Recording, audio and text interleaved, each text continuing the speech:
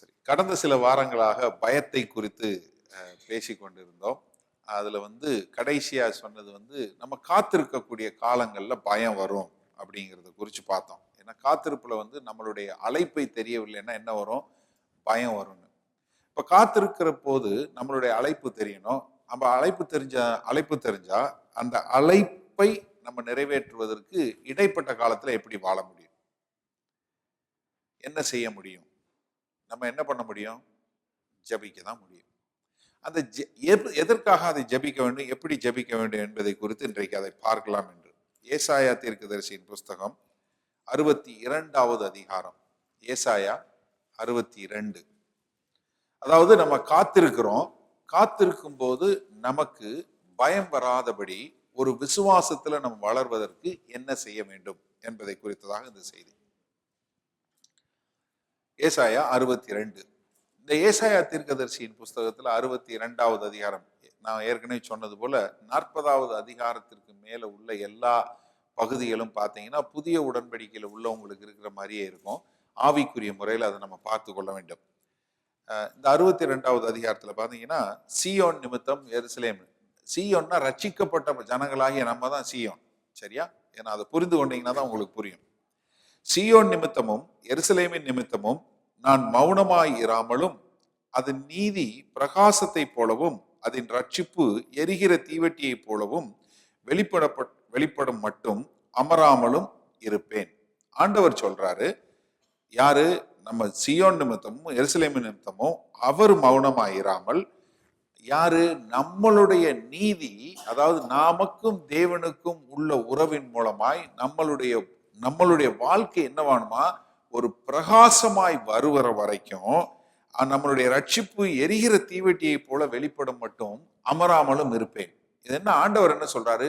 நான் உங்களை ரட்சிக்கிறேன், நான் உங்களுக்கு என்னுடைய நீதியை கொடுத்திருக்கேன், அதன் மூலமாய் நீங்கள் பிரகாசமாய் நீங்கள் இந்த பூமிக்கு ஒரு வெளிச்சமா இருக்க வரைக்கும் நான் அமராமலும் இருப்பேன்னு சொல்லிட்டு, ஜாதிகள் உன் நீதியையும் சகல ராஜாக்களும் உன் மகிமையும் காண்பார்கள். கர்த்தருடைய வாய் சொல்லும் புது நாமத்தால் நீ அழைக்கப்படுவாய். நீ கர்த்தருடைய கையில் அலங்காரமான கிரீடமும் உன் தேவனுடைய கரத்தில் ராஜ முடியுமாய் இருப்பாய். நீ இனி கைவிடப்பட்டவன் எண்ணப்படாமலும் உன் தேசம் இனி பாலாற் போன தேசம் எண்ணப்படாமலும் நீ எப்சிபா என்றும் உன் தேசம் பியூலா என்றும் சொல்லப்படும். கர்த்தர் உன்மேல் பிரியமாயிருக்கிறார், உன் தேசம் வாழ்க்கைப்படும். என்ன சொல்றாரு ஆண்டவர்? அவர் நம்மளை ஒரு புது பெயர் கொடுத்து அழைத்து அவர் என்ன சொல்றாரு? எப்சிபா, பியூலா. இந்த ரெண்டு வார்த்தைக்கும் அர்த்தம் தெரியும், உங்களுக்கு எல்லாருக்கும் தெரிஞ்சிருக்கேன். எப்சிபான்னா நான் பிரியமாய் இருக்கிறேன், இல்ல my delight is in you. நான் உன்னை குறித்து ரொம்ப மகிழ்ச்சியாய், உன்னை குறித்து ரொம்ப பரவசமா மகிழ்ச்சியாய் இருக்கிறேன் என்று சொல்லக்கூடியதாகவும், பியூலா என்பது நான் உன்னை மனம் முடித்துக் கொள்கிறேன், நீ என்னுடைய மனவாட்டி என்று சொல்லக்கூடியதாகவும் இந்த ரெண்டுக்கும் உள்ள அர்த்தம். எப்சிபா என்பது மை டிலைட், நான் உன்மேல் மிகவும் பிரியமா உன்னை ரொம்ப நேசிக்கிறேன். பியூலா என்பது நான் உன்னை மனம் முடிக்க தயாரா இருக்கிறேன், நான் உன்னை மனம் முடித்துக் கொள்வேன் என்று சொல்லக்கூடியதா. இந்த ரெண்டு காரியமும் என்ன சொல்றாரு? நான் உனக்கு இந்த மாதிரி காரியங்களை நான் செய்யறேன். எப்படி? நான் உன்னைய நேசித்து நான் உன்னைய மனம் முடித்து கொள்ள போகிறேன். நம்ம புதிய உடன்படிக்கையில் இருக்கவங்களுக்கு பார்த்தீங்கன்னா இது ரொம்ப அழகா இருக்கும். நம்மளுடைய மணவாளன் ஆண்டவராகிய இயேசு கிறிஸ்து, சபையாகிய நாம் அவருடைய மணவாட்டி. நம்மளுடைய மணவாளனுக்காக காத்து கொண்டு இருக்கிறோம். இந்த மணவாட்டிக்காக மணவாளன் என்ன பண்ணாரு? தன்னைத்தானே ஜீவப்பலியாய் ஒப்பு கொடுத்து அவர் நம்மை மீட்டுக் கொண்டார். நம்ம மேல எவ்வளவு நேசம் வச்சிருக்கிறாரு பாருங்க. அதாவது உங்க மேலே என் மேலே வைத்திருக்கிற அந்த நேசத்தின் மூலமாய் அவர் தன்னைத்தானே பலியாக்கக்கூடிய அளவுக்கு தேவன் நம்ம மேல பாசம் வச்சிருக்கிறார். இப்ப பழைய உடன்படிக்கை சொல்லும்போது என்ன சொல்றாரு? நான் உன்னைய எப்சிபா என்றும் பியூலா என்றும் அழைத்து கொண்டேன், உனக்கு ஒரு புது பெயர் கொடுக்க போறேன். என்ன நமக்கு புது பெயரு? பழைய காலத்துல நீங்க இப்ப நமக்கு திருமணமானவங்களுக்கு நல்லா தெரியும். எப்படி மணவாட்டி பெண் கல்யாணம் ஆகிற வரைக்கும் தன்னுடைய தகப்பனுடைய பெயரை பின்னாடி வச்சிருப்பாங்க. ஆனா கல்யாணம் ஆனதுக்கு அப்புறம் என்ன ஆயிடுவாங்க? மிஸ்ஸஸ் சோன்னு கணவனுடைய பெயர் வந்துடும். இப்ப என்ன ஆயிடுச்சு? ஒரு புது பெயர் கொடுக்கப்பட்டது. கிறிஸ்தவர்களாகிய நமக்கு என்ன பழைய பேரு? முன்னாடி நமக்கு வேற என்னென்னமோ பேரு. இப்போ உங்க பேர் என்ன? கிறிஸ்தவன். யாருக்கு? யூ பிலாங் டு கிறிஸ்து. அர்ப்பணித்தேன் பாடணும் இல்லையா? நான் என்னை முழுவதும் கொடுத்ததுக்கு அப்புறம் இனி நான் எனக்கு சொந்தம் இல்ல. என்னுடைய பேர் என்ன? கிறிஸ்தவன். அதனாலதான் உங்களை புது பெயர் கொண்டு அழைக்கிறார். நீங்க பேர் சொல்லி அழைச்சானா ஏதோ கூட்டத்தில் அழைக்கிறாங்க, அவர் இந்த ஏதோ அவர் பேரை சொல்லி அழைச்சாரு, இதை சொல்லி அழைச்சாரு அப்படின்னு சொல்லி நீங்க அந்த மாதிரி எடுக்காதீங்க. ஏன்னா இங்க தெளிவா சொல்லப்பட்டிருக்குது. நீங்க இந்த கான்டெக்ஸ்டோட பார்க்கும்போது நீங்க புரிந்து கொள்ள வேண்டும். என்ன? ஆண்டவர் நம்மை ஒரு திருமணம் முடித்து நம்மை தன்னுடைய மனவாட்டியாய் தெரிந்து கொள்வதற்காக உங்களை முன்குறித்து அழைத்து நான் உன்னை கொண்டு போய் சேர்க்க போறேன்னு சொல்லிட்டு, வாலிபன் கன்னிகை, 5வது வசனம், வாலிபன் கன்னியை விவாகம் பண்ணுவது போல நான் உன் மக்கள் உன்னை விவாகம் பண்ணுவார்கள். மணவாளன் மணவாட்டியின் மேல் மகிழ்ச்சியாய் இருப்பது போல உன் தேவன் உன்மேல் மகிழ்ச்சியாய் இருப்பார். The delight. ஆண்டவர் நம்ம மேல ஒரு மனம் மகிழ்ச்சியாய் இருப்பார். இது நமக்கு நிறைய பேருக்கு இந்த புதிய உடன்படிக்கையிலே சரி, நிறைய பேருக்கு இது வர்றது கொஞ்சம் கஷ்டம். ஆண்டவர் என் மேல மன மகிழ்ச்சியா இருப்பாரா? நான் இப்படி செஞ்சேன், அப்படி செஞ்சேன், நான் அப்படி இருக்கிறேன், இப்படி இருக்கிறேன், என் பேர்ல எப்படி ஆண்டவர் மன மகிழ்ச்சியா இருப்பார்? வீட்டில் பிள்ளைங்க இருக்கும்போது ஒரு பிள்ளை சேட்டை பண்ணா அந்த பிள்ளைக்கு சாப்பாடு போடாமல விடுறோம். ஏதாவது திட்டுனாலும் அடிச்சாலும் அடுத்து கொஞ்ச நேரம் கழிச்சு, ஐயோ அவன் பசி தாங்க மாட்டான், கூப்பிடு, இந்தா அவன் தூங்கிட்டான் பரவாயில்ல, எழுப்பி அவனுக்கு ஊட்டி விட்டுரு, எதையாவது பண்ணி அந்த பிள்ளைக்கு கொடுக்குறோம். பார்த்தீங்களா? அந்த மாதிரி ஆண்டவர் நம்ம மேல மன மகிழ்ச்சியாகத்தான் இருக்கிறார். மன மகிழ்ச்சியாக இருப்பேன். எருசலேமே, உன் மதில்களின் மேல் பகல் முழுவதும் ரா முழுவதும் ஒரு காலம் மௌனமாய் இராத ஜாமக்காரரை கட்டளையிடுகிறேன். கர்த்தரை பிரஸ்தாப பண்ணுகிறவர்களே, நீங்கள் அமெரிக்கா இருக்கலாகாது. இப்ப என்ன பண்றாரு? உங்களை சுற்றி ஒரு மதிலை கட்டி அந்த மதிலில் ஒரு பாதுகாவலுக்கு ஒரு ஆளை வச்சு இரவும் பகலும் உங்களுக்காக நீங்கள் இருக்கிறதுக்கு எப்படி இருக்குன்னு சொல்லி சொல்றதுக்காக என்ன பண்றாரு? மௌனமாய் இருக்கிறத ஒரு ஜாமக்காரரை, ஒரு வாட்ச்மேன, ஜாமக்காரர் என்ன, அதாவது உங்களை சுற்றி ஒரு மதில் கட்டப்பட்டு அந்த மதில் முழுவதும் அதற்குள்ளாக யாரும் வராதபடி ஆண்டவர் என்ன பண்றாரு? ஒரு ஜாமக்காரரை வைத்து உங்களை பாதுகாத்துக் கொள்கிறார். சரியா? ஒரு நிமிஷம் இங்க ஒரு விரல் வச்சவங்க ஏசாயா 60வது அதிகாரத்துக்கு வாங்க. ஏன்னா இந்த மதில் என்ன அப்படிங்கிறத காட்டுறேன். ஏசாயா 60 18வது வசனம். இனி கொடுமை உன் தேசத்திலும் அழிவும் நாசமும் உன் எல்லைகளில் கேட்கப்பட மாட்டாது. உன் மதில்களை ரட்சிப்பு என்றும். எப்படி? உங்களுடைய மதில்களை ரட்சிப்பு என்றும். அப்ப என்னன்னா, உங்களை சுத்தி ஆண்டவர் வைக்கக்கூடிய ஒரு மதில் என்ன? ஒரு ரட்சிப்பு. இப்ப நீங்களும் நானும் ரட்சிக்கப்பட்ட ஜனங்கள். அப்ப நமக்கு ஒரு ரட்சிப்பு கொடுத்துட்டாரு. இந்த ரட்சிப்பு கொடுத்து உங்களை பாதுகாத்துக் கொள்வதற்கு இரவும் பகலும் தூங்காத ஒரு ஜாமக்காரர் மாதிரி ஒரு ஆளை வச்சிருக்கேன்னா அது உங்க பாஸ்டர் இல்ல, எந்த ஊழியக்காரரும் கிடையாது. நன்றாக புரிஞ்சு கொள்ளணும். ஏன்னா ஒரு சிலர் சொல்லுவாங்க, உங்களுக்காக கண்ணீர் விட்டு ஜெபிக்கிறேன். நான் நம்ம சபையில இருக்க மக்களுக்கு மீதி நம்ம வேற சபையில இருக்கிறவங்க நம்ம WCF சர்ச்சஸ்ல உள்ள பாஸ்டர்ஸ் மீதி ஆளுங்களுக்கு ஜெபம் பண்றதுக்கே என்னால முடியற கஷ்டமா இருக்கு. அதனால நானே டேர்ன் வச்சு தான் ஜெபம் பண்றேன். சும்மா மொத்தமா எல்லாரையும் ஆசீர்வதிங்க ஆண்டவரேங்கிறது அது ஜெபம் கிடையாது. எனக்கு ஒரு இண்டிவிஜுவலா ஒவ்வொருத்தருக்கும் ஒரு பேரை சொல்லி அவங்களுக்கு ஆண்டவரே உங்களுக்கு என்ன செஞ்சு கொண்டிருக்கீங்க, அவங்க வாழ்க்கையில என்ன போய் கொண்டிருக்காங்க, இப்படிதான் நான் ஜெபம் பண்ணி பழக்கம். ஸோ அதனால என்னால உங்க எல்லாருக்கும் எவ்ரிடே உங்களுக்கு ஜெபம் பண்றேன்னு சொன்னேன்னா அது நான் பொய். நான் ஒரு நாளும் ஜெபம் பண்றேன். ஆனா கண்டிப்பா வாரத்துல 2 நாள் உங்க எல்லாரும் பேரையும் சொல்லி நான் ஜெபம் பண்றேன். அது எந்த நாள்னு என்னோட டைரியில பார்த்தா நான் சொல்ல முடியும். அப்படிதான் நான் ஜெபம் பண்ணிட்டு இருக்கேன். அதான் முடியும். சும்மா வேற ஏதாவது டெலிவிஷன்ல வரவன் சும்மா டயலாக் அடிச்சுட்டு போலாம் தானே. உங்களுக்காக இரவும் பகலும் கண்ணீரோடு ஜெபிக்கிறேன்னா அதெல்லாம் சும்மா போய் நம்பாதீங்க. எந்த பாஸ்டாலையும் ஜெபிக்க முடியாது, அந்த மாதிரிலாம் ஜெபிக்க முடியாது. ஏன்னா நான் வேணா சொல்லலாம், ஆண்டவரே என் சபை மக்களை எல்லாரையும் ஆசீர்வதிங்கன்னு காலையில் ஒரு தடவை மத்தியானம் ஒரு தடவை சொல்லலாம். அது ஜெபமா? அது நீங்களும் சொல்லலாமே. ஆண்டவரே இந்த உலகம் முழுவதையும் பார்த்து கொள்ளுங்கள்னு அது அது கரெக்ட். உலகத்துக்கெல்லாம் நான் ஜெபம் பண்ணுவேன் டெய்லியும் சொல்லலாம்ல, அது கிடையாது. அப்ப இங்க என்ன சொல்றாரு? யார் அந்த ஜாமக்காரர்? பரிசுத்த ஆவியானவர் தான். நம்மை விட்டு எப்போதும் நீங்க ரட்சிக்கப்பட்ட மக்களுக்கு கொடுக்கப்படக்கூடிய ஒரு அடிப்படை, ஒரு அஸ்திவாரம், ஒரு காரியம் என்ன? பரிசுத்த ஆவியானவர். பரிசுத்த ஆவியானவரை குறித்து சொல்லும்போது நீங்க என்ன பண்ணணும், என்ன செய்யணும், எங்க போகணும், உங்களுக்கு ஆண்டவரை குறித்த ஞானம் என்ன பண்ணணும், சகல சத்தியங்களுக்குள்ளும் வழி நடத்தக்கூடிய அந்த பரிசுத்த ஆவியானவர் நம்ம ஒவ்வொருவருக்கும் கொடுக்கப்பட்டிருக்கிறார். ரோமர் 8வது அதிகாரம் 25, 26 வாசிங்க. ஒருத்தவங்க எடுத்துங்க. ரோமர் 8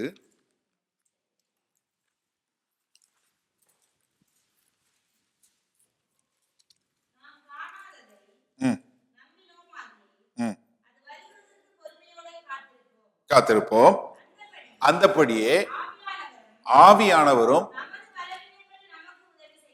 நமது பலவீனங்களில் நமக்கு உதவி செய்கிறார். நல்ல கவனிங்க. நாம் ஏற்ற வேளையில் வேண்டிக் கொள்ள வேண்டியது இன்னதென்று எப்படிங்க? நீங்க என்ன ஜெபம் பண்ணணும்னு உங்களுக்கு தெரியாதான்? அந்த வசனத்தை பாருங்களேன். ஏற்ற வேளையில் வேண்டியது என்னதென்று நாம் அறியாதபடி இருக்கிறபடியினால என்னவா, நமக்கே நம்ம எதுக்காக ஜெபம் பண்ணணும்னு தெரியாது. சில வேளையில நமக்கு ஒண்ணுமே தெரியாது. ஆண்டவரே என்ன நடக்குது, இது நடக்குதா, எனக்கு ஒன்றும் புரியல ஆண்டவரே, தலையும் சுத்துது பூமியும் சுத்துது, என்ன நடக்குதுன்னே தெரியலையே, நீங்க வார்த்தை சொன்னீங்க, எல்லாமே வார்த்தைக்கு எதிர்மாறா நடக்குது, நான் காத்திருக்கிறேன், கர்த்தருக்காய் காத்திருக்கிறவர்கள் புது பலன் அடைந்து கழுகுகளை போல செட்டை எடுத்து எழும்புவார்கள் இருக்குது. ஆனா நான் காத்திருக்க என் செட்டையை பூரா கிழிச்சிட்டு போறான், சட்டையும் கிழிச்சிட்டு போறான், நான் என்ன செய்யறதுன்னே தெரியல, எதை ஜெபிக்கிறதுன்னு தெரியல, இதை ஜெபிக்கிறதா அதை ஜெபிக்கிறதா இதை பண்றதா ஒண்ணுமே. சில வேலையில we go through troubles. ஆண்டவர் சொல்வார், நீ பெரிய நீண்ட ஆயுளா இருப்ப, உன் பிள்ளைகளை காண்பா, அது வரைக்கும் ஆஸ்பத்திரிக்கே போயிருக்க மாட்டான், அன்னைக்கு தான் ஆஸ்பத்திரி போக வேண்டியிருக்கும். ஏன்? அதாவது நம்ம புரிந்து கொள்ள வேண்டும், நமக்கு சில வேலைகளை நமக்கு தெரியாது. ஆனா நமக்கு ஆண்டவர் உதவி செய்யறது என்னன்னா, பரிசுத்த ஆவியானவரை கொண்டு அவர் என்ன பண்ணுவார் பாருங்களேன், வாக்கு கடங்காத பெருமூச்சுகளோட அவர் தான் நம்ம மூலம் சேர்ந்து ஜெபிக்கக்கூடியதா இருக்காரு. இந்த ஒருவரும் தூங்க முடியாத, யாரும் தூங்கிடக்கூடாதுன்னு ஒரு ஜாமக்காரரை போல ஆண்டவர் நமக்கு கொடுத்திருக்க ஒரு பெரிய ஒரு என்னன்னா பரிசுத்த ஆவியானவர். அவர் நமக்குள்ள இருக்கிறார். அவர் எப்போதும் நமக்கு ஆண்டவரோடு பரிந்து பேசுவதற்கு, நமக்கு என்ன தேவை, நம்மளுடைய தேவைகள் என்ன, நம்ம பண்ண வேண்டிய காரியங்கள் என்ன, எல்லாவற்றையும் எடுத்து விளக்கி கொடுத்து தேவனோடு இடைப்படக்கூடிய காரியங்களை நம்மளை வழி நடத்தி கொடுவார். அப்ப என்ன, இந்த மதில்களை வச்சு, இந்த மதில்களை ரட்சிப்பென்னும் மதில்களை நமக்கு கொடுத்துட்டார். நீங்க தேவன்கிட்ட வரும்போது நமக்கு ரட்சிப்பென்னும் மதில்களை கொடுத்து, அந்த மதில்களை பாதுகாப்பதற்கு பரிசுத்த ஆவியானவர் என்று சொல்லக்கூடிய ஒருவரை கொடுத்துட்டாரு. கொடுத்துட்டு அடுத்த வசனம் ரொம்ப முக்கியமான வசனம். ஏசாயா 62:7 வாருங்கள். அவர் எருசலேமை ஸ்திரப்படுத்தி பூமியிலே அதை புகழ்ச்சியாக்கும் வரைக்கும் அவரை அமர்ந்திருக்க விடாதிருங்கள். ஆண்டவர் சொல்றாரு, நான் சொன்னதை நிறைவேற்றிருக்க வரைக்கும் எனக்கு ஓய்வு கொடுக்காத. ஆங்கில வேதாகமத்தில் அப்படித்தான் இருக்கு. Do not give me rest until what I have promised. நான் உங்களுக்கு வாக்கு கொடுத்ததை நிறைவேற்றும் வரைக்கும், நான் சொன்ன இந்த காரியங்கள் எல்லாவற்றையும் நிறைவேற்ற வரைக்கும் எனக்கு நீ ஓய்வு கொடுக்காத. அப்ப என்ன, ஆண்டவர் மறந்துட்டாரா? யோசிங்க. ஏன்னா ஆண்டவர் சொல்றாரு, நான் சொன்னதை நிறைவேற்றிய வரைக்கும் எனக்கு ஓய்வு கொடுக்காதன்னா, அப்ப ஆண்டவர் மறந்து போயிடுறாரா என்ன? சொன்னாரு, நான் வர்றேன், சொன்னேன், ஐயா திரும்ப ஃபோன் பண்றேன்னு சொல்றோம், மறந்துடுறோம். திடீர்னு ராத்திரி பாத்தீங்கன்னா படுக்கைக்கு போகும்போது தான் ஆகுது, ஐயோ அவங்களுக்கு ஃபோன் பண்றேன்னு சொன்னா மறந்துட்டோமே. அப்படி ஆண்டவர், அச்சோ மறந்துட்டேன், இவன்ட்டு சொன்னேன் ஒரு காரியம் இவனு செய்யறேன்னு இல்ல. ஆனா ஆண்டவர் என்ன சொல்றாரு, நம்மளை ஜெபிக்க சொல்றாரு. ஏன்னா இந்த ஆண்டவர் சொல்லக்கூடிய காரியங்கள், அவர் வாக்குத்தத்தம் பண்ணினதை நிறைவேற்ற வரைக்கும் ஆண்டவருக்கு ஓய்வு கொடுக்காதீங்க. ஆண்டவரே சொல்றாரு, நான் சொன்னதை உங்க வாழ்க்கையில நான் என்ன சொன்னனோ அதை நிறைவேற்ற வரைக்கும் நீ எனக்கு ஓய்வு கொடுக்காத. நிறைய காரியங்கள் அந்த மாதிரி இருக்கும். நான் சொல்றேன், உங்களுடைய உடல்நிலையில் அந்த மாதிரி இருக்கலாம், உங்களுடைய உறவுகள்ல அந்த மாதிரி இருக்கலாம், உங்க பொருளாதாரத்துல அந்த மாதிரி இருக்கலாம், உங்க பிள்ளைகளுடைய வாழ்க்கையில அந்த மாதிரி இருக்கலாம், இல்ல ஆண்டவர் உங்களுக்கு ஒரு குழந்தைய கொடுக்குறேன்னு சொல்லியிருக்கலாம், இல்ல ஆண்டவர் உங்களுக்கு ஒரு நல்ல புருஷனை கொடுக்குறேன்னு சொல்லிருக்கலாம், இல்ல உங்க குடும்பத்தில் உள்ளவங்களை ரட்சிப்பு கொடுத்தா இருக்கலாம், எதுவாக வேண்டுமானாலும் இருக்கலாம். ஆனா ஆண்டவர் என்ன சொல்றாரு, உங்களை என்ன எதிர்பார்க்கிறாருன்னா, நான் சொன்னதை நான் நிறைவேற்றுற வரைக்கும் எனக்கு நீ ஓய்வு கொடுக்காத. அப்ப நம்ம என்னன்னா, ஆண்டவர்கிட்ட நம்ம எப்பொழுதும் ஜெபித்து கொண்டு கூட மக்களா இருக்கணும். இந்த ஜெபம் என்று சொல்லும் போது லூக்கா 18 சோர்ந்து போகாமல் எப்ப எப்ப ஜெபம் பண்ணணும், எப்ப ஜெபம் பண்ணுமா, இல்லைன்னா என்ன வந்துரும், சோர்ந்து போகாமல் இருக்க எப்பொழுதும் ஜெபம் பண்ணுங்க. அப்ப நீங்க உங்களுக்கு சோர்வு வந்தா என்ன அர்த்தம், ஜெபம் பண்ணலன்னு அர்த்தம். இந்த காத்திருக்கும் போது இருக்கு பாருங்க, பயம் வரவிடாம இருக்கணும்னா உங்களுக்கு ஜெபிக்க தெரியும். அது எப்ப ஜெபிக்கணும், எப்பொழுதும் ஜெபிக்கணும், எப்பொழுதும். அதுல ஒரு ஒரு இதே கிடையவே கிடையாது. 17வது வசனம், 1 தெசலோனிக்கர் 5வது அதிகாரம் 17வது வசனம் வாசிங்க. 1 தெசலோனிக்கர் 5வது அதிகாரம் 17வது வசனம். இடைவிடாமல் ஜெபம் பண்ணுங்கள். எப்படி இடைவிடாமல் ஜெபம் பண்ணுங்கள்? எப்படி? அப்ப நம்ம வேற வேலை பார்க்க வேணாமா?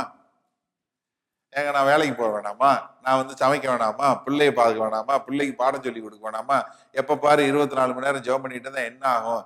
இது முதல்ல புரிஞ்சு கொள்ளணும். அதாவது என்னன்னா, இங்க அந்த உபயோகப்படுத்தக்கூடிய வார்த்தை நம்ம 1 தெசலோனிக்கர் 5வது அதிகாரம் 17வது அதிகாரத்துல 17வது வசனத்துல உபயோகப்படுத்த வார்த்தை, நமக்கெல்லாம் அந்த ட்ரை காஃப்னு சொல்லுவாங்கல்ல, ஒரு வறட்சியான ஒரு தடுமல் வரும், இரும்புவோம், அது கொஞ்ச நேரம் போயிட்டு அது மாதிரி இருக்கும், அப்புறம் பார்த்தா மறுபடியும் வரும், விட்டு விட்டு வந்துகிட்டே இருக்கும், நிக்கவே நிக்காது. ஒரு சிலருக்குலாம் ஒரு கிழமையெல்லாம் வந்துகிட்டே இருக்கும். அந்த மாதிரி எப்பெல்லாம் உங்களுக்கு ஒரு ஞாபகம் வருதோ, நன்றி ஆண்டவரே நீங்க அதை செய்ய போறீங்க, தேங்க்யூ, தெரியும் ஆண்டவரே நீங்க என் புருஷனை ரட்சிப்புக்குள்ள கொண்டு வர போறீங்க, தெரியும் ஆண்டவரே என் மனைவி ரட்சிப்புக்குள்ள வர போறா, தெரியும் ஆண்டவரே எனக்கு நீங்க இந்த காரியங்களை செய்ய போறீங்க, எங்க குடும்பம் நாங்க ஆசீர்வாதமா இருக்க போறோம், தெரியும் ஆண்டவரே நீங்க வாக்கு கொடுத்துருக்கீங்க, நிறைவேற்றுவீங்க, ஏன்னா நீங்க எல்லாருக்கும் கொடுத்த வாக்கு நிறைவேற்றிருக்கீங்க, அதனால என் குடும்பம் என் வாழ்க்கையிலையும் நிறைவேற்றுறீங்க, நன்றி ஆண்டவரே என்னை அழைச்சிருக்கீங்க, நன்றி ஆண்டவரே எனக்கு பரிசுத்தாவியை கொடுத்துருக்கீங்க, நன்றி. இந்த மாதிரி ஜெபிக்கக்கூடியதாக எப்பொழுதுமே நமக்கு வந்த உடனே, ஒரு எண்ணம் வந்த மாத்திரத்துல உடனே நம்ம ஜெபிக்கக்கூடியதா இருக்கும். அப்படி இருந்து கத்துக்கொண்டோம்னா நமக்கு என்னன்னா, ஆண்டவர் செய்யக்கூடிய காரியங்களை நம்ம புரிஞ்சு கொள்வோம். இந்த ஜெபம்னு வரும்போது 2 விதமாகவும் ஜெபிக்கலாம். ஒண்ணு உங்களுடைய நிலைமைகளை சொல்லி சொல்லி நீங்க டிப்ரெஷன்லயும் போயிடலாம். ஆனா அதுக்கு பேரு ஜெபம் தான். எப்படி? உங்க பிரச்சனை எல்லாம் ஆண்டவர்கிட்ட சொல்லிக்கிட்டே இருக்கிறது, ஏன் அவர் தெரியாதா என்ன? சிலர் ஜெபம் எப்படி தெரியுமா இருக்கும், ஆண்டவரே அந்த அக்கா என்னை வேணும்னே இந்த மாதிரி சொல்றாங்க, நான் நல்லதுதான் செஞ்சேன் ஆண்டவரே, அவங்களுக்காக நான் எத்தனை முறை ஜெபம் பண்ணியிருக்கேன் ஆண்டவரே, உங்களுக்கே தெரியும்ல ஆண்டவரே, நான் அவங்களுக்குலாம் அவங்க ஜெபம் இல்லாமல் இருக்கும்போது நான் அவங்களுக்கு குழம்பெல்லாம் வச்சு கொடுத்தேன் ஆண்டவரே, அவங்களுக்கு சட்டையெல்லாம் வாங்கி கொடுத்தேன் ஆண்டவரே, பர்த்டேக்கு எல்லாம் செஞ்சேன் ஆண்டவரே, ஆனா என்னை இப்படி சொல்லிவிட்டாங்க ஆண்டவரே, எனக்கு அவங்கள பார்க்கவே கஷ்டமா இருக்கு, அவங்கள பார்த்தாலே அழுகலியா வருது, இப்படியே சொல்லிக்கிட்டே இருந்தீங்கன்னா என்ன வரும் உங்களுக்கு? அதுலதான் விசுவாசம் வரும். என்னை யாருமே புரிஞ்சுக்கிற மாட்டேங்கிறாங்க ஆண்டவரே, எப்படி?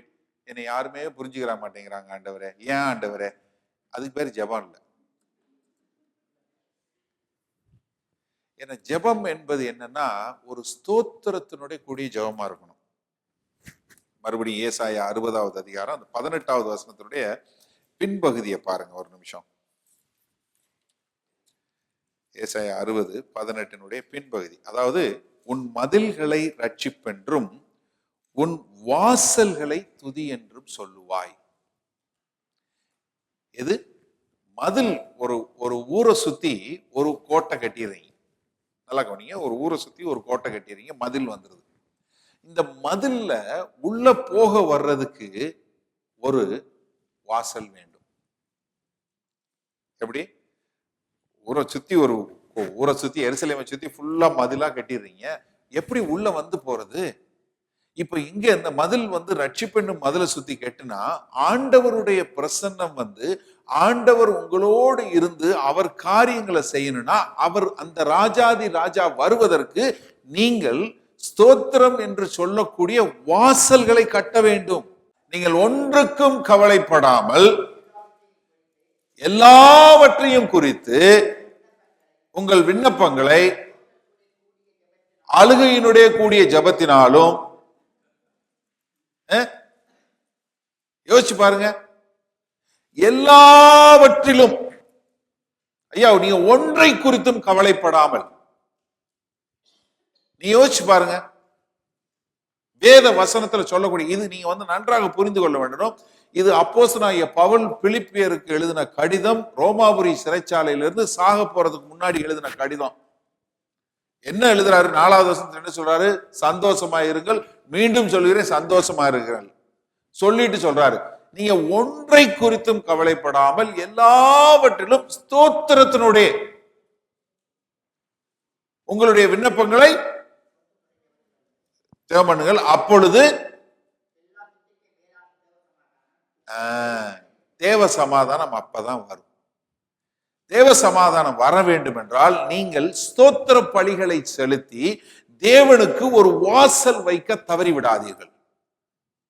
நம்ம எல்லாருக்கும் இருக்கு, ரட்சிப்பு என்னும் மதில் இருக்கு, நம்ம எல்லாம் ரட்சிக்கப்பட்ட மக்கள். ஆனா தேவனுடைய பிரசன்னத்தை கண்டு தேவனுடைய அந்த ராஜாதி ராஜாவுடைய பிரசன்னம் நாம் சந்தோஷமாய் சமாதானமாய் நம்மை குறித்து அழைக்கப்பட்ட அழைப்புல சென்று பயமில்லாமல் காரியங்களை செய்ய வேண்டும் என்றால் நாம் ஒரு ஸ்தோத்திர பலி செலுத்தக்கூடிய ஒரு வாசல்களை, துதி என்கிற வாசல்களை வைக்காவிட்டால் நாம் தேவனுடைய பிரசன்னம் வர முடியாது. வெளிப்படுத்தின சுவிசேஷம் 21வது அதிகாரம் 21வது வசனம். வெளிப்படுத்தின சுவிசேஷம் 21வது அதிகாரம் 21வது வசனம். இது 12 வாசல்களும். என்னது? 12 வாசல்கள். இது பரலோகத்துல கடைசியாக நடக்க போகக்கூடிய சம்பவம். நன்றாக புரிந்து கொள்ளுங்கள். பரலோகத்துல கடைசியா 22வது அதிகாரம் முடிய போது, 21வது அதிகாரம் முடிய போற கல்யாணம். பரலோகத்துல 12 வாசல்களும் என்னவா இருக்கு? 12 முத்துக்களாய் இருந்தன. The pearls, the gates are, இந்த சொல்லக்கூடிய இந்த வாசல்கள் எதோடு ஒப்பிட்டு சொல்லப்பட்டிருக்கிறது? கடைசியில முத்துக்களாக pearl ஆக இருக்கிறது. 12 ஒன்னொன்னு ஒரு முத்துக்கள். நீங்க நல்லா போய் வீட்டுல எடுத்து வாசிச்சு பாருங்க அந்த மொத்த அதிகாரத்தை. ஒவ்வொரு வாசலும் ஒரே முத்துனால உண்டானதா இருக்கிறது. இந்த முத்துக்கள், இந்த பேர்ல்ஸ் எப்படி வரும்? ஆயிஸ்டர் என்று சொல்லக்கூடிய இந்த மீன், அந்த ஒரு இது கடல்ல இருக்கக்கூடியது பூமி கீழே கிடக்கு, தண்ணி கீழே கிடக்கு. அதுல என்ன நடக்குது? அந்த சின்ன துவாரத்து வழியா அந்த மணல்ல, கடல் தண்ணி கீழே மணல்ல கிடக்கும் போது ஒரு சின்ன மணல் அதுக்குள்ள போயிருது. அந்த மணல் அதுக்குள்ள போன உடனே இந்த ஆயிஸ்டர் என்ன பண்ணுது? அப்படியே அதனுடைய எல்லா கெமிக்கலும் போட்டு அதை இரிட்டேட் பண்ண அந்த மணலை சுத்தி ஒரு கோட் போட்டுக்கிட்டே வருது. ஒவ்வொரு நாளும் ஒரு கோட்டா போட்டுக்கிட்டே இருக்கு. ஒவ்வொரு நாளும் அதை சுத்தி சுத்தி கக்கி அதை போட்டு அதை அப்படியே சுத்தி பண்ணி அது என்ன ஆகுது? கடைசியில் அது ஒரு அழகான முத்தாக வெளியே வருது. என்ன வரும்போது இந்த ஆயிஸ்டர் அதை வெளியே வருது? இரிட்டேட் பண்ணும்போது. ஒரு ஃபாரின் பாடி வந்த உடனே அப்படியே இரிட்டேட் பண்ணுது. அதை தாங்கி கொள்ள முடியாம அதை சுத்தி இது பண்ண ஆரம்பிக்குது. உங்க வாழ்க்கையில எப்ப துதிக்க முடியணும், துதிக்கக்கூடிய மக்களா இருக்கணும்னா, உங்களுக்கு தாங்க முடியாத ஒரு இரிட்டேஷன், உங்களை துன்பப்படுத்தக்கூடிய, உங்களை துயரப்படுத்தக்கூடிய காரியங்கள் வரும்போது என்னவா இருக்கு பழகிக்கொள்ளணும்? ஆண்டவரே நன்றி, எனக்கு தெரியல ஆண்டவரே, நான் உமக்கு நன்றி செலுத்துகிறேன், நான் ஸ்தோத்தரிக்கிறேன் ஆண்டவரே. என்னுடைய மண்டைக்கு எட்டாது, என்னுடைய அறிவுக்கு, என்னுடைய ஞானத்திற்கு எட்டாத காரியம். ஆனா நான் என்ன செய்ய போறேன்? நான் உமக்கு நன்றி சொல்ல போறேன். சொல்ல சொல்ல சொல்ல நீங்களும் அந்த முத்தை போல ஒரு வாசலை உருவாக்க முடியும். அந்த வாசல்களின் வழியாய் ராஜாதி ராஜா உங்கள் வாழ்க்கையில் வர முடியும். நல்லபடியாக நடக்கும்போது மாத்திரம் அல்ல. ஏன்னா இன்றைக்கு நம்ம கிறிஸ்தவ சமுதாயத்தில் இன்றைக்கு பார்த்தீர்கள் என்றால் இந்த துதி செலுத்தக்கூடிய ஒரு துதிகளினால் உருவாக்கக்கூடிய ஒரு வாசல்களை வைக்க தவறிவிட்டோம் நாம் என்று. ஏன்னா அந்த வாசல்கள் இல்லாத மதில்கள் இருந்தால் உள்ள யாராலே வர முடியாது. இன்றைக்கு நாம் அப்படிப்பட்ட ஒரு மதிலாக இல்லாதபடி ஒரு துதிகளை செலுத்தக்கூடிய ஒரு மதில்களை உருவாக்கும் போது அப்ப தேவனுடைய பிரசன்னம் இருக்கும், அப்ப தேவ சமாதானம் நமக்குள்ள இருக்கும். அப்ப நம்ம எதை குறித்தும் கவலைப்படாமல் ஆண்டவர் என்னை ஒரு நோக்கத்திற்காக அழைத்திருக்கிறார், அந்த நோக்கத்தை என்னை கொண்டு நிறைவேற்றுவார், அதற்கு நான் துதிக்க போகிறேன். மறுபடியும் அந்த ரோமர் 8வது அதிகாரம் 25வது வசனம் வாசிங்க சிஸ்டர். 24 வாசிங்க, அதுக்கப்புறம் 25 வாசிங்க. ரோமர் 8, 24, 25.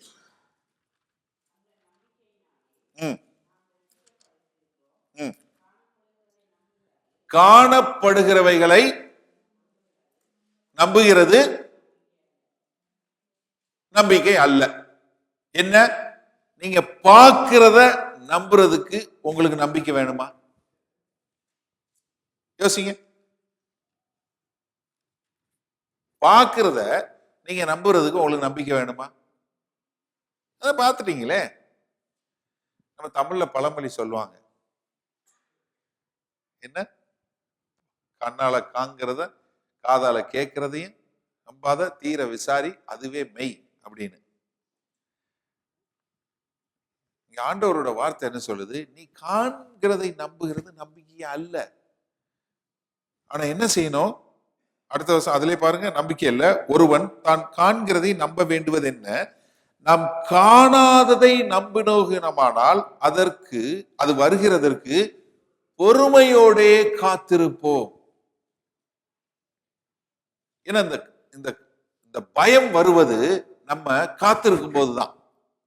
ஆனா அந்த காத்திருக்கும் போது நமக்கு நம்பிக்கை வந்ததுன்னா பொறுமையோட காத்திருப்போம். அந்த நம்பிக்கை வர்றதற்கு நமக்கு என்ன வேணும்? ஒரு துதிக்கிற வாசல் வேணும். ஏன்னா தேவனுடைய பிரசன்னம் இருந்தாதான் நம்ம அந்த நம்பிக்கையில இருக்க முடியும். நம்ம ரட்சிப்பு என்னும் மதில்ல மாத்திரம் இருக்க முடியாது. நமக்கு துதிக்கக்கூடிய ஒரு வாசல்களை உருவாக்கக்கூடிய ஒரு சந்ததியாய் வர வேண்டும். அதனாலதான் நம்ம எப்பயுமே நீங்க நம்ம ஆராதனைகள்ல பாத்தீங்கன்னா பாட்டு பாடும்போது சந்தோஷமா பாடுங்கன்னு சொல்ற காரணம் அதுதான். ஏன்னா நீங்க எல்லா மனுஷையும் நல்லா தயவு செய்து நன்றாக புரிந்து கொள்ளுங்க. சபைகளுக்கு லேட்டா வர்றவங்களுக்கு இது நல்லா தெரிய வேண்டிய ஒரு காரியம். எல்லா விதமான ஊழியங்களுக்கும் நீங்க ஆண்டவர்கிட்ட போகணும். தெரிஞ்சவங்க, உங்களுடைய ஜெபத்துக்கு நீங்க போகணும். உங்களுக்கு வேற ஏதாவது வேணும்னா நீங்க ஆண்டவர்கிட்ட போகணும். எல்லா விதமான ஊழியங்களுக்கும் நீங்க ஆண்டவர்கிட்ட போகணும். ஒரே ஒரு ஊழியம் மட்டும் ஆண்டவர் தேடி வர்ற ஊழியம் என்னன்னா ஆராதனை. நீங்க யோவான் 4வது அதிகாரம் 23, 24வது வசனம் பாத்தீங்கன்னா, கர்த்தர் என்ன செய்வாராம்? ஆவியோடும் உண்மையோடும் துதிக்கிறவர்கள் அவர் தேடிக்கொண்டிருக்கிறார். அவர் தேடி வர்ற ஒரே ஊழியம் என்னன்னா நம்ம ஆராதனை ஒண்ணுதான். அதனாலதான் நீங்க ஆராதனைக்கு எவ்வளவு முக்கியம் கொடுக்குறீங்களோ, பாட்டு பாடுறது மாத்திரம் இல்ல, உங்களுடைய வாழ்க்கையை ஆராதிக்க கூடியதா இருக்கணும்.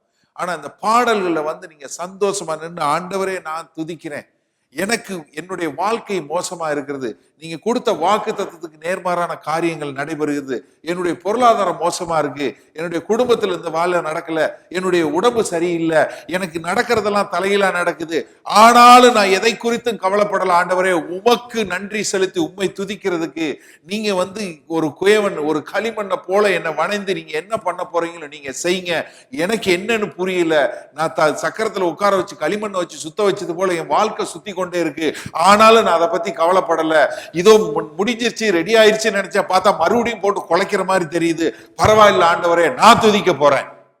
எனக்கு பொறுத்தளவுக்கு எனக்கு ஒண்ணுதான் தெரியும், இந்த காத்திருக்கிற நாட்கள்ல என்னுடைய குடும்பத்தை பொறுத்து, என்னுடைய பிள்ளைகளை குறித்து, என்னுடைய பொருளாதாரத்தை குறித்து, என்னுடைய வேலையை குறித்து, ரட்சிப்பை குறித்து நான் நன்றி செலுத்தக்கூடியதா துதி செலுத்தக்கூடியவனா வருவேன்னு சொல்லும் போதுதான் அங்க நீங்க ஆண்டவருக்கு ஒரு வாசலை வைக்க முடியும்.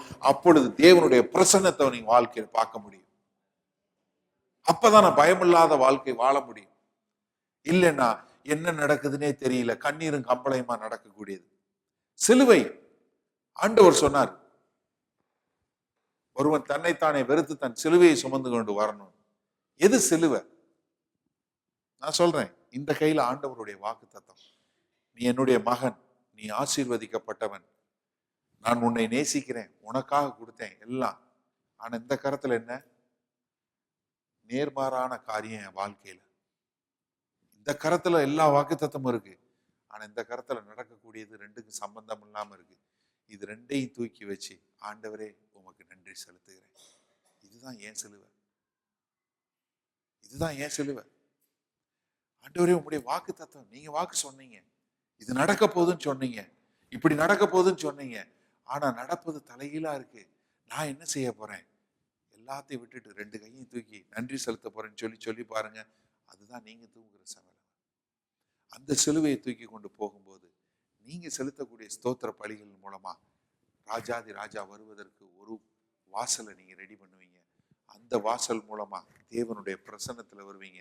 அந்த தேவ சமாதானம் உங்களை ஆட்கொள்ளும். அந்த தேவ சமாதானம் ஆட்கொள்ளும் போது நீங்க எதை குறித்து கவலைப்படாம, நீங்க உதடுகளின் கனியாகிய எபிரேயர் 13வது அதிகாரம் 15வது வசனத்துல சொன்னது போல, உங்களுடைய உதடுகளின் கனியாகிய ஸ்தோத்திர பலிகளை ஆண்டவருக்கு செலுத்தி, ஆண்டவருக்கு எப்போது ஒரு சந்தோஷமான காரியங்களை செய்யக்கூடிய மக்களாய் நீங்கள் ஒவ்வொருவரும் வாழ்வீங்க.